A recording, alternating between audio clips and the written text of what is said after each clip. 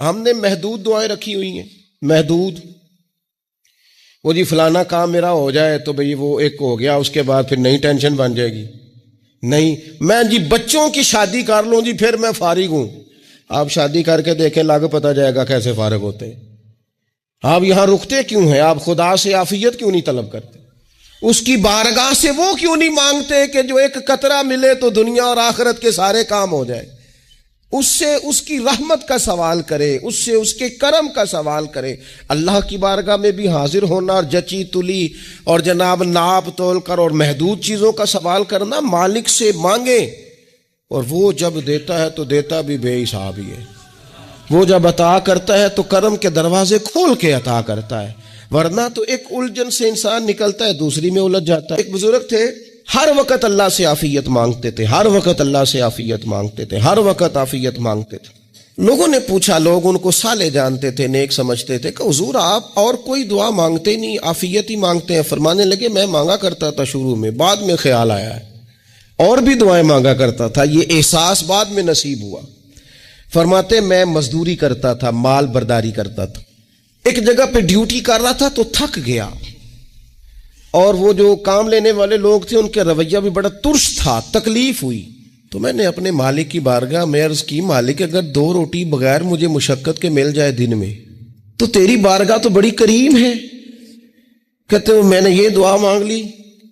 ذرا میں تھوڑا آگے بڑھا تو 2 بندے آپس میں لڑ رہے تھے، میں ان کی صلح کرانے کے لیے، انہیں بچانے کے لیے آگے بڑھا. تو میں جس کو چھڑا رہا تھا دوسرے نے میرے اوپر ضرب لگا دی، میرا بھی سر پھٹ گیا. تھوڑی دیر کے بعد وہاں پولیس آ گئی، وہ تینوں کو لڑنے والا سمجھ کے اٹھا کے لے گئے، مجھے جیل ہو گئی. 2 روٹیاں بغیر مشقت کے روز ملنی شروع ہو گئی. دعا مانگی تھی نا کہ یا اللہ 2 روٹیاں مل جائے نا بغیر مشقت کے. کہتے ہیں وہ 2 روٹیاں روز ملتی، کوئی کام نہیں کرنا پڑتا، پر جیل ہو گئی. فرماتے ہیں میں بڑا پریشان تھا، روز روٹیاں پابندی سے آتی اور بہترین آتی، کھانا ملتا. پھر کچھ عرصے کے بعد میں نے سوچا کہ یار یہ دعا تو قبول ہو گئی نا تیری، اب تو اگر اس پر کوئی الگ بات کرے گا تو وہ تو غلط کرے گا. کہتے ہیں پھر خود ہی میرے دل میں اللہ نے بات ڈالی اور میں نے عرض کی، مالک 2 روٹیاں نہیں، مجھے تو عافیت چاہیے، مجھے تو عافیت دے، میرے اوپر تو کرم فرما، تو نظر رحمت کر، جے ایک قطرہ بخشے مینوں، جے ایک قطرہ بخشے مینوں تے کام بن جاندا ہی میرا، مہربانی کر عافیت عطا کر. فرماتے پھر خدا نے کرم کیا، کہاں سے اسباب بنے میرے جیل سے چھوٹنے کے، کون کون میرے ضمانتی بنے اللہ ہی جانتا ہے. فرماتے ہیں دروازے بھی کھل گئے، رزق بھی ملتا ہے، صحت بھی میسر ہے، سجدہ بھی کر لیتا ہوں، سویرے تلاوت بھی کرتا ہوں، شام کو مدینے والے کی بارگاہ میں رج کے درود و سلام بھی عرض کرتا ہوں، میں ممکن ہوتا ہے تو کسی غریب کی داد رسی بھی کرتا ہوں. اب سمجھ آئی ہے، ربنا آتنا فی الدنیا حسنۃ وفی الآخرۃ حسنۃ وقنا عذاب النار. اب سمجھ آئی ہے رب سے جب بھی مانگنا ہے عافیت ہی مانگنی ہے. حضرت عباس بن عبد المطلب رضی اللہ تعالیٰ عنہ نبی پاک علیہ السلام کے پیارے چچا جان ہیں، عرض گزار ہیں، یا رسول اللہ صلی اللہ علیہ وسلم مجھے بتائیے میں اپنے رب سے مانگوں تو کیا مانگوں؟ تو حضور نے فرمایا رب سے عافیت مانگو. کہتے میں کچھ دن رکا، کچھ دنوں کے بعد پھر حاضر بارگاہ ہوا اور عرض کی، یا رسول اللہ صلی اللہ تعالی علیہ وسلم مجھے بتائیے میں اپنے مالک سے مانگوں تو کیا مانگوں؟ تو حضور نے پھر فرمایا اللہ سے مانگنا تو عافیت مانگنا. بزرگ فرماتے ہیں یہ عافیت کیا ہے؟ عافیت یہ ہے کہ یا اللہ ظاہری پریشانیاں، باطنی پریشانیاں، اے اللہ ظاہر کے میل کچیل بھی دور ہو جائیں، باطن کے بھی دور ہو جائیں. اے اللہ ہر معاملے میں، ہر آزمائش میں، ہر دکھ میں ہمیں تیری پناہ نصیب ہو جائے. یہ عافیت ہے. اور صوفیہ کرام فرماتے ہیں عافیت سے بڑی نعمت کوئی نہیں اگر کسی کو میسر آئے تو، عافیت سے بڑا حسن کوئی نہیں اگر کسی شخص کو یہ نصیب ہو جائے. اور ایک اللہ والے نے تو ایک اور بڑا خوبصورت ترجمہ یہاں کیا ہے، وہ کہتے ہیں عافیت کا مطلب ہے دل کا قرار. عافیت کا مطلب ہے باطن کا سکون، عافیت کا مطلب ہے انسان کے مزاج کا حوصلہ، ٹھنڈک، بردباری۔ جس بندے کو عافیت نصیب ہو جاتی ہے گویا اللہ اسے سکون کی دولت عطا فرما دیتا ہے، تھوڑے پیسوں میں بھی سکون، بغیر شہرت کے بھی سکون، کوئی بات مان لے تب بھی سکون، کوئی دھتکار دے پھر بھی سکون، لوگوں کی گڈ بک میں ہو پھر بھی سکون، اور اگر لوگ سارے مخالفت میں آ جائیں تو چونکہ اللہ نے عافیت دی ہے پھر بھی سکون۔ اللہ تعالیٰ نے ان لوگوں کو قرار کی دولت، اللہ سے عافیت مانگی جائے، اس میں دنیا کی بھی بھلائی شامل ہے، آخرت کی بھی بھلائی شامل۔ نبی اکرم صلی اللہ تعالیٰ علیہ وسلم توجہ دلاتے کہ اللہ سے تم عافیت مانگو، ہمارا نہ جی، کیونکہ سب سے بڑا مسئلہ روحانی تربیت کا ہے۔ ہمارے ہاں باتیں ڈھیر سارے لوگوں کو آتی ہیں اور بہت زیادہ آتی ہیں، منصوبہ بندی کرنا، پلاننگ کرنا، اپنے معاملات کو خود سے کیسے لے کے چلنا ہے، کیسے ٹھیک کرنا ہے، اپنے حق میں دنیا کو کس طرح قائل کرنا ہے، یہ ڈھیر سارے لوگوں کو آتا ہے، اور اپنے حق میں دلائل کس طرح قائم کرنے ہیں، اس میں بہت سارے لوگ خود کفیل ہوتے ہیں، انہیں کسی سے مشاورت کی بھی ضرورت نہیں ہوتی۔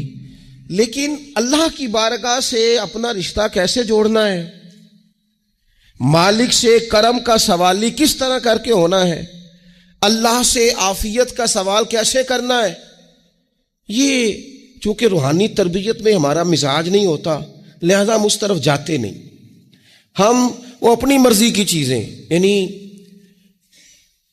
وظیفہ پوچھ کے گئے ایک صاحب، کچھ عرصے کے بعد آئے ہیں تو آ کے کہتے ہیں مولانا صاحب، پیر صاحب یا قاری صاحب یا فلاں صاحب، کسی سے بھی پوچھ کے گئے، کس چیز کو نیک آدمی جانا، پھر لوٹ کر آ کے کہتے ہیں کہ آپ نے وظیفہ بتایا تھا پر کام کوئی نہیں ہوا۔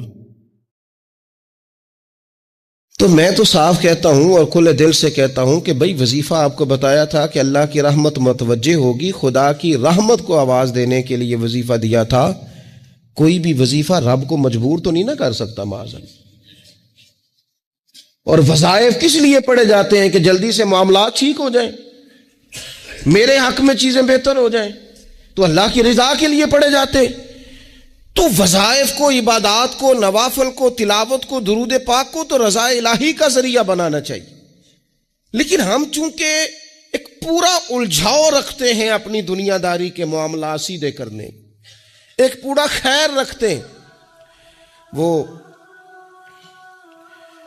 لوگ ملتے رہتے ہیں مختلف بزرگوں کی نسبت کے تعلق سے، تو بعض جگہوں پہ بعض لوگ بڑے تیز ہوتے ہیں، یعنی ان سے آپ کی ملاقات ہوتی ہے تو بندے کو محسوس ہوتا ہے کہ یار اسے تو پہلے ہی ساری باتوں کا پتہ ہے، اور کئی دفعہ ان سے ملنے کے بعد احساس ہوتا ہے کہ یار اس سے تو تھوڑا سیکھ ہی لیتے تو بہتر تھا، یہ تو بات بڑی آگے نکل گئی۔ سارا پتہ ہوتا ہے، باشعور ہوتے ہیں، لیکن ڈر آتا ہے اللہ سے۔ اتنا باشعور آدمی، سمجھدار، پنچایت، پریا، لوگ، دین، دنیا سارا پتہ ہے، نماز کا ٹائم آ گیا تو وہ چھپتا پھرتا ہے، اس کی طبیعت پر بوجھ بن رہا ہے معاذ اللہ اللہ کے حضور حاضر ہونا، اسے خیر کا کام کرنا پڑ رہا ہے تو وہ ادھر ادھر نکلتا جا رہا ہے۔ تو سوال یہ ہے کہ پھر یہ شعور کا کیا مطلب رکھا ہوا ہے ہم نے؟ پھر اللہ سے دعا کرنے کی ضرورت نہیں۔ وہ حضرت عارف رومی رحمۃ اللہ تعالی علیہ فرمایا کرتے تھے بعض لوگوں کو رب سارا کچھ دیتا ہے، سجدے کی توفیق نہیں دیتا۔ اس کا مطلب یہ ہے کہ وہ کہتا ہے یہ سارا کچھ لے اور نکل جا، میرے گھر نہ آنا، رکھ سارا کچھ پاس۔ رب سے عافیت مانگی جائے، اس سے اس کا فضل مانگا جائے، اس سے اس کا کرم مانگا جائے۔ اللہ کے پیارے رسول صلی اللہ تعالی علیہ وآلہ وسلم اس عافیت مانگنے پر زور دیتے، توجہ دیتے۔ میں آپ کو صحیح بتاتا ہوں، رب نے اگر کسی بندے کو عافیت میں رکھا ہو نا تو حالات کیسے بھی برے چل رہے ہوں اس کا بگاڑ کچھ نہیں سکتے۔ اور اللہ تعالیٰ معاف کرے، 100 دفعہ خاکم بدہن، اگر کسی وقت اس کے کرم کی نگاہ پھر جائے تو پھر سارے اسباب سمیت بھی انسان اپنے پیروں پہ کھڑا نہیں رہ سکتا۔ اس سے جب تک طلب کرم نہیں ہوتا، طلب عافیت نہیں ہوتی، اس کی بارگاہ سے جب تک بندہ مومن پورا رجوع نہیں کرتا. یہ عافیت اتنی اعلیٰ چیز ہے کہ نبی پاک علیہ السلام نے فرمایا اذان اور اقامت کے درمیان جو وقت ہوتا ہے اس میں دعائیں رد نہیں ہوتی. دعا مانگا کرو گے تمہاری اللہ اپنے فضل سے قبول کر لے گا. عرض کی یا رسول اللہ کیا مانگے؟ تو فرمایا عافیت مانگو رب سے. حضرت انس بن مالک حدیث کے راوی ہیں رضی اللہ تعالیٰ عنہ. یہاں بھی فرمایا یہ عین قبولیت کا ٹائم ہے، اب اللہ سے عافیت مانگ لو، اس کی پناہ. ہم دعاؤں میں بھی محدود ہو جاتے ہیں. رب دا طالب کوئی نہ ملیا، جو ملیا طالب زردہ ہو. دعاؤں میں بھی حد بندی. بعض اوقات بچے بھی تربیت کرتے ہیں نا. ایک مولانا ہے، ان کا خیال ہے کہ انہوں نے مجھ سے کچھ پڑھا ہے تو کبھی کبھی استاد جی کہہ دیتے ہیں، بہت پرانی بات ہے، انہوں نے مجھے فون کیا کہ اگر آپ کبھی تشریف لائیں، تو میں نے کہا پتر دعا مانگ اللہ کو چھوٹی جی گڈی دے وے.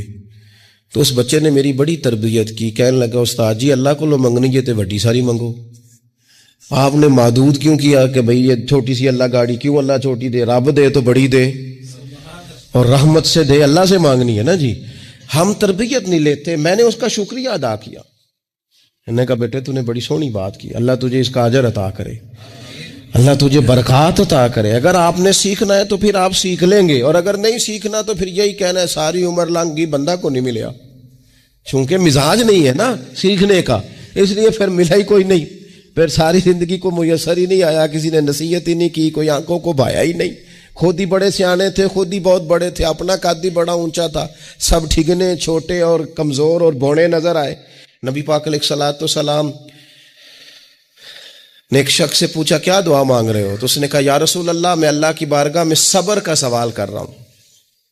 تو حضور فرمانے لگے صبر تو مصیبت پر ہوتا ہے. یا رسول اللہ پھر کیا مانگوں؟ آپ ان جملوں اور لفظوں کی گہرائی کو سمجھیں. صبر کے لیے تو پہلے مصیبت آئے گی، پھر صبر آئے گا. تو یا رسول اللہ کیا مانگوں؟ فرمایا تو رب سے عافیت مانگ. مانا کیا ہے؟ مصیبت آئے کیوں؟ اللہ تجھے اپنی حفاظت کے حصار میں لے لے. وہ وقت ہی کیوں آئے کہ جب تیری طبیعت الجھ جائے، جب تو پریشان ہو جائے، جب تو تو اللہ سے عافیت مانگنا. جب تو عافیت مانگے گا تو اگر کبھی مشکل آئے گی بھی نا تو خدا پھر اپنے فضل سے مشکل سے نکلنے میں رستہ بھی بڑی جلدی عطا فرمائے گا اور تیرے اوپر فضل فرمائے گا. اگر عافیت، یہ جو ہم نبی پاک کی امت ہے نا، تو یہ ہمارے گرد اللہ کے فضل اور اس کی رحمت کا حصار ہے. یہ حصار ہے ہمارے گرد. وہ درویش نے کہا تھا نا کہ کروں شکر کتنا اور کروں فخر کتنا کہ تیرے کرم نے مجھے فائز المرام کیا. دیکھو بنا کے سید عالم کا امتی مجھ کو گناہ سے پہلے ہی بخشش کا انتظام کیا. ابھی میں نے غلطی کی نہیں، لیکن مجھے حضور کا غلام بنا دیا، بخشش کا بندوبست پہلے ہو گیا. اپنے مالک سے بیمار بھی اس سے عافیت مانگے، مقروض بھی اس سے عافیت مانگے، بے اولاد بھی اس سے عافیت ہی مانگے، صاحب اولاد بھی اس سے عافیت ہی مانگے، جو دولت کے حصول کے رزق حلال کے خواہش مند ہیں وہ بھی اس سے عافیت مانگے، اور جن کی جھولی اس نے بھر دی ہے وہ بھی اپنے رب سے عافیت ہی مانگے. مالک سے جب سوال کریں، ایک بزرگ تھے انہوں نے تو اپنی انگوٹھی میں لکھوا لیا تھا کہ یا اللہ مجھے عافیت عطا فرما. مگر جب بھی دیکھتا ہوں یاد آ جاتا ہے کہ اللہ سے عافیت مانگنی. اپنے مالک کی بارگاہ کے اندر دیکھو، میں نے دیکھا ہے وہ کسی نے کہا تھا کہ تیری خواہش ہے کہ وہ تیری آرزو کرے پوری، اور میری خواہش ہے کہ تیری آرزو بدل جائے. کچھ لوگ ایسی خواہشات بھی لے کے آتے ہیں کہ جو پوری نہ ہو تو بہتر ہوتا ہے. اس لیے آپ کو پتہ ہے موت مانگنا جائز نہیں دین میں. مصائب سے گھبرا کر، مشکلات سے گھبرا کر، زندگی کے مد و جزر سے پریشان ہو کر موت کا سوال کرنا جائز نہیں. کس طرح جائز ہے؟ ان لفظوں کے ساتھ دعا کر سکتا ہے کہ یا اللہ جب تک میری زندگی بہتر ہے مجھے زندہ رکھ، اور جب میرا دنیا سے جانا بہتر ہے پھر تو مجھے اپنی بارگاہ میں بلا لے. یہ بھی کیا ہے؟ یہ بھی عافیت کا سوال ہی ہے کہ یا اللہ رکھ بھی تب تک جب تک رہنا بہتر ہے. نبی پاک نے بھی ارذل العمر ہونے سے پناہ مانگی. ہمارا یہ مزاج بن گیا ہے کہ ہم اپنے حق میں ایسی چیزوں کا سوال کر رہے ہوتے ہیں جو کئی دفعہ ہمیں مل جائیں تو ہمارا نقصان کریں. قرآن حکیم ایک جگہ پہ اللہ کریم نے فرمایا ہے کہ اگر سب لوگوں کو مال دے دوں تو بغاوت کریں, فساد ہو جائے. کیا مانا کہ اپنا نقصان کر بیٹھے لوگ. ہم اپنے مالک کی بارگاہ میں بعض ایسی چیزوں کے سوالی ہیں کہ جو ہمارے لیے ٹھیک نہیں ہے, ہمیں اس کے کرم پر چھوڑنا ہے, اس سے عافیت مانگنی. اور بعض لوگ, چونکہ میں کہہ چکا ہوں شروع میں کہ ہماری دینی روحانی تربیت نہیں ہوتی اور ہم کہیں سے باقاعدہ اسباق لینے کے قائل ہی نہیں ہوتے, پوری تربیت کا ہمارا مزاج نہیں ہوتا, اپنی عقل اور اپنا شعور اور اپنے حساب سے ہم زندگی کو بتانا چاہتے ہیں. اور یہ جو میرا دور ہے یہ ویسے ہی الجھا ہوا زمانہ ہے, اللہ ماشاء اللہ, پتہ نہیں کوئی کیا بول رہا ہے, کوئی کیا کہہ رہا ہے, ایسے ہے جیسے کوئی میلہ لگا ہوا ہے اور کان پڑی آواز سنائی نہیں دے رہی. جس کی دکان پر کوئی گاہک نہیں وہ بھی کہہ رہا ہے لائنیں بنا لو. ایسا الجھا ماحول ہے اور ایسی آزمائش ہے کہ لوگ بیچارے پریشان ہیں. دیکھیں, جب تربیت کے ساتھ انسان آگے بڑھتا ہے نا, ہمارے پاس مقتدا ہے اللہ رسول کا کلام, ہمارا پیشوا ہے رب رسول کا فرمان. جب ہم کتاب و سنت کی روشنی میں آگے بڑھتے ہیں تو پھر ہمارے لیے منزل آسان بھی ہوتی ہے اور قریب بھی ہوتی. پھر ہمارے لیے آگے کی طرف سفر کرنا, آگے بڑھ جانا یہ آسان ہوتا ہے. آپ غور کریں, جو لوگ دنیا میں کامیاب رہے, بھلا کس طرح کامیاب رہے؟ وہ اس طرح کامیاب رہے کہ انہوں نے نا اپنے رب سے عافیت مانگی. اللہ تعالیٰ نے خود بخود ان کے لیے رستے بنائے.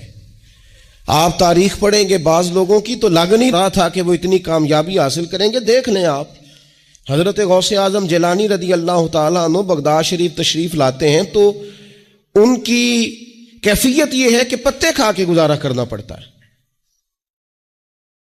یعنی پیچھے کوئی ایسا بیک گراؤنڈ کسی کا بنایا ہوا ادارہ, کوئی بڑی خانقاہ, کوئی بڑے لمبے چوڑے والد صاحب کے مریدین, کوئی بڑا لمبا سلسلہ نہیں مل رہا. ان کو بظاہر پتے کھا کے گزارا کرنا پڑتا ہے, لیکن چونکہ وہ نکلے ہیں اللہ کی مدد کے ساتھ, انہیں اللہ نے تائید دی ہے, فضل فرمایا ہے, تو نتیجہ یہ نکلا ہے کہ 70 ہزار بندہ ایک ایک وقت میں تربیت لینے کے لیے ان کے سامنے موجود ہے. یہ اللہ نے اسباب بنائے ہیں, کیونکہ جب رب عافیت عطا کرتا ہے تو پھر اللہ اسباب بھی پیدا فرماتا ہے. ہمارا ذہن تو تھک جاتا ہے سیاست کرتے کرتے. ہم تو جناب پوری ترتیب سے ہمیں سلیقہ آتا ہے کس طرح کر کے کس بندے کو کیسے قائل کرنا. پورے طور پر ہم وہ ساری زندگی سیاست کرتے رہتے ہیں. وہ خاندانوں میں بھی چلتی ہے, گلی محلے میں بھی چلتی ہے, دوستوں میں بھی چلتی ہے, اور بعد میں پتہ چلتا ہے کہ یہ پتے کھیل کون رہا تھا. اصل میں صلح کرانے والا تھا کہ لڑائی کرانے والا تھا. یہ سب کا خیر خواہ تھا, یہ سب کی ذہن کے اندر فطور کی آمیزش ہی اس شخص کی وجہ سے تھی. ہم چونکہ وہ خاص عافیت اللہ سے نہیں مانگتے, ہماری مخصوص سیاست ہوتی ہے سبھی کو راضی رکھو, اس کا نتیجہ یہ نکلتا ہے کہ ایک ٹائم آتا ہے کوئی بھی راضی نہیں رہتا. ہم اگر اپنے مالک کی طرف رجحان کریں اور اللہ نے جو ہمیں شعور دیا ہے اس شعور کو لے کر اللہ کی بارگاہ کی طرف بڑھیں. آپ یقین کریں, اعلیٰ حضرت بریلوی رحمۃ اللہ علیہ کی کتابیں ہیں, ایک ایک کتاب پر پی ایچ ڈی ہو رہی ہے, اور انہوں نے 150 سال پہلے بیٹھ کر جو کچھ لکھا تھا بین ہی لفظ بلفظ اس کی ضرورت آج محسوس ہو رہی ہے اور آنے والے وقت میں بڑھ رہی ہے. لیکن ان کے پاس کوئی ٹیم نہیں تھی, 50 لوگ نہیں تھے جو ان کے پاس بیٹھ کے لکھواتے, اپنا پریس نہیں تھا, ایسے لوگ نہیں تھے کہ جن کو پتا ہوتا کہ کتاب ہم کل چھاپیں گے اور اتنے فیصد یہ مارکیٹ میں نکل بھی جائے گی. ایسا کچھ نہیں تھا. کیا تھا؟ اللہ کی مدد ساتھ تھی, تائید ایزوی ساتھ تھی, اللہ نے اپنی عافیت میں رکھا تھا. وہ قرآن مجید کی آیت کا ترجمہ کرتے ہیں نا اعلیٰ حضرت, اہدنا الصراط المستقیم, یا اللہ ہمیں سیدھی راہ پہ چلا.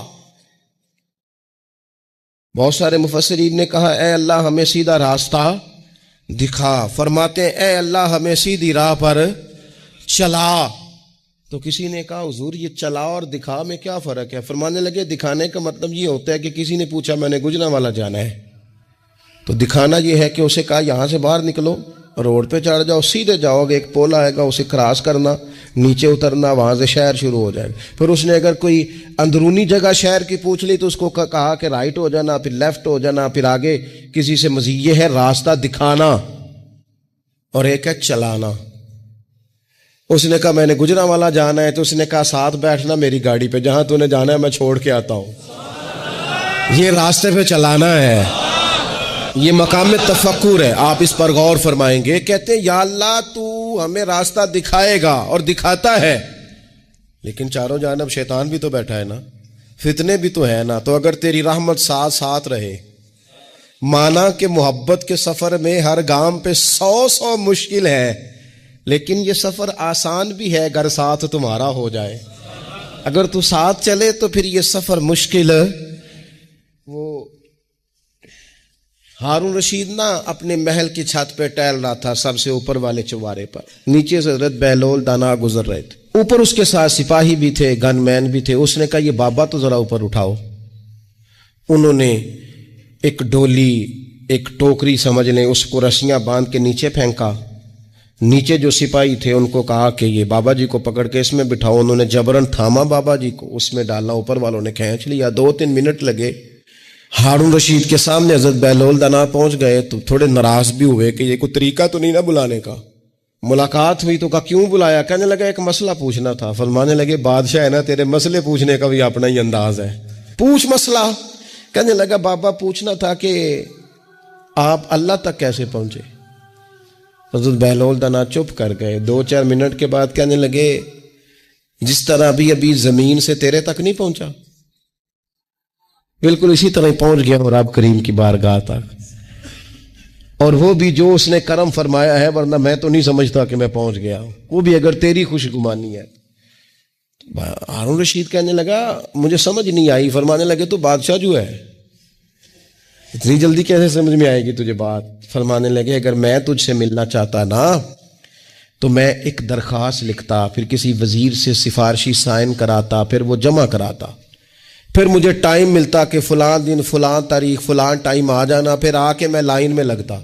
پھر بھی تو بادشاہ ہے، تیرا موڈ بنتا ملنے کا کہ نہ بنتا؟ جب میں چاہتا تو پتہ نہیں کتنا ٹائم لگ جاتا، جب تو نے چاہا ہے نا تو 1 منٹ بھی نہیں لگا۔ فرمانے لگے میں نے دعویٰ ہی نہیں کیا کہ میں جد و جہد کر کے پہنچوں گا، میں نے تو رب کی بارگاہ میں عاجزی کی ہے، پھر رب نے ہی کرم فرمایا ہے، اسی نے مہربانی کی ہے۔ مانا کہ محبت کے سفر میں ہر گام پہ 100 مشکل ہے، لیکن یہ سفر آسان بھی ہے اگر ساتھ تمہارا ہو جائے۔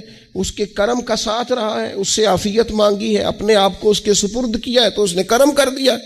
جب تک یہ مزاج نہیں ہم بناتے کہ مالک سے عافیت کا سوال کریں، اپنے آپ کو اپنے رب کے حوالے کر دیں، اس کی رحمتوں کے سپرد کر دیں، اتنی دیر تک زندگی میں ٹھہراؤ نہیں آتا، قرار نہیں آتا۔ مشکات میں موجود ہے، اللہ کے پیارے رسول صلی اللہ تعالی علیہ وسلم تیمارداری کے لیے گئے تو صحابہ کرام فرماتے ہیں وہ بندہ نا اتنا پتلا نحیف اور لاغر ہو گیا تھا جس طرح چڑیا کا بچہ ہوتا ہے، کمزوری ضعف طاری تھا۔ تو محبوب کریم نے اسے دیکھا تو بڑے کریمانہ انداز میں کریم فرمانے لگے تو کوئی دعا نہیں مانگتا، تو عافیت نہیں مانگتا اللہ سے؟ عرض کی یا رسول اللہ صلی اللہ تعالی علیہ وسلم، میں نے اپنے رب کی بارگاہ میں عرض کی ہے مالک قیامت کا عذاب بڑا سخت ہے، میں نہیں برداشت کر سکتا، تو نے اگر مجھے کوئی سزا دینی ہے تو یہیں دے لے، قیامت کو نہ دینا۔ تو کہتے ہیں محبوب فرمانے لگے سبحان اللہ، او خدا کے بندے تو رب کی سزا دنیا میں بھی نہیں سہ سکتا، اللہ سے یہ بھی سوال نہ کر، تو رب سے کہہ ربنا آتنا فی الدنیا حسنۃ وفی الآخرۃ حسنۃ وقنا عذاب النار، تو رب سے دنیا میں بھی حسنہ مانگ، بھلائی مانگ، تو آخرت کے لیے بھی بھلائی مانگ، تو اس سے عافیت کا سوال کر۔ تو نے یہ سوال کیوں کیا؟ عرض کی یا رسول اللہ کرم ہو گیا ہے، مجھے سمجھ آ گئی ہے، اب میں اسی طرح ہی کروں گا۔ عزیز دوستو، ہم کہاں سہ سکتے ہیں؟ ہم دنیا میں رب کی سزا ہم نہیں سہ سکتے، ہم کمزور ہیں، تو گرمی نہیں سہ سکتے، شدید سردی نہیں سہ سکتے، شدت کی بھوک لوگ نہیں سہ سکتے، کوئی آزمائش نہیں سہ سکتے۔ وہ جو لوگ بعض اوقات کہہ دیتے ہیں نا جی فلاں چیز ہمارے اعمال کا نتیجہ ہے، تو میں کیا کرتا ہوں نہ کو یار، ہم تو یہ بھی نہیں سہ سکتے، ہم کہاں برداشت کر سکتے، ہمیں تو وہ معاف ہی فرمائے، ہم حساب والے ہے ہی نہیں، ہم تو صرف معافی والے ہیں۔ ہم سے نہ حساب پوچھے، اس نے حساب پوچھا تو پھر تو بڑی مشکل ہو جائے گی، اگر اس نے حساب پوچھا تو بڑی رسوائی ہو جائے گی، اگر حساب پوچھا تو مشکلات سامنے دکھائی دینے لگ جائیں گی۔ ہم سے تو وہ درگزر والا معاملہ کرے، ہم سے تو وہ کہے جا میں نے محبوب کے صدقے تجھے معاف کیا، جا تیرے لیے رحمت اور بخشش والا فیصلہ کیا۔ وہ کوئی سبب، اس کی رحمت کسی سبب کو دیکھ لے اور درگزر کر لے۔ تو آج کی پوری گفتگو میں آج آپ کو بڑی ذمہ داری سے یہ گزارش کر رہا ہوں، اللہ سے عافیت مانگے، ہر وقت عافیت مانگے۔ میری سالوں سے روٹین ہے، میں دعا مانگتا ہوں، اللہم انا نسألک العفو والعافیت فی الدین والدنیا والآخرہ۔ اور یہ خاموش تبلیغ ہوتی رہی، میں مانگتا رہا، کئی بچوں کو ویسے یاد ہو گئی، اس کو یاد کر لیں، اللہ سے عافیت مانگے، دین میں، دنیا میں، آخرت میں، اس کو اپنا مزاج بنائے۔ اللہ تبارک و تعالی ہم سب کو عافیت نصیب فرمائے۔ آخر دعوانا الحمدللہ۔